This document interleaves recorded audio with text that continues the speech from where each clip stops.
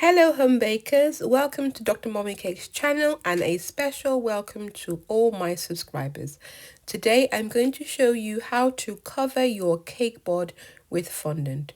So already I prepped my fondant and it's ready to go. So the first thing that you need to do is roll out your fondant. Make sure that it's large enough to cover your cake board. You want it to be fairly thick but not too thin. I use Trex, which is food shortening, to act like a glue on my cake board. You can also use edible food glue for this. I like to use a flip method where I put the cake board on the fondant. Underneath, you see I have a silicone mat and I just flip it.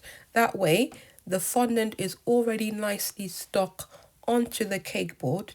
And the next step is you're going to use a fondant smoother to smooth it on.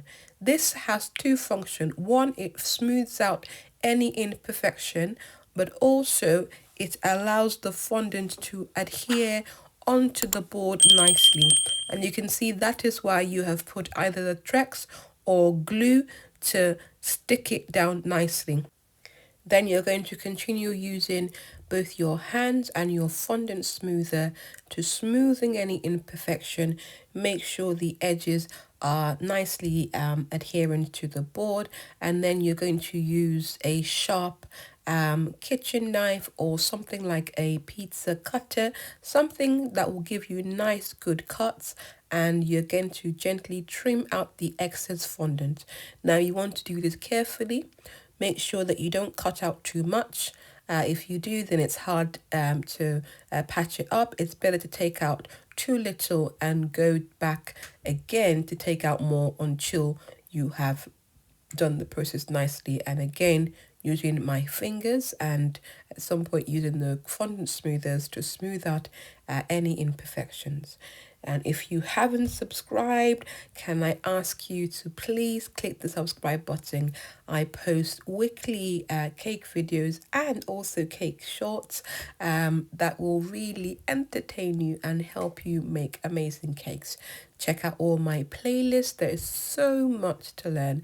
And with Dr. Mommy Cakes, you'll be making amazing cakes in no time.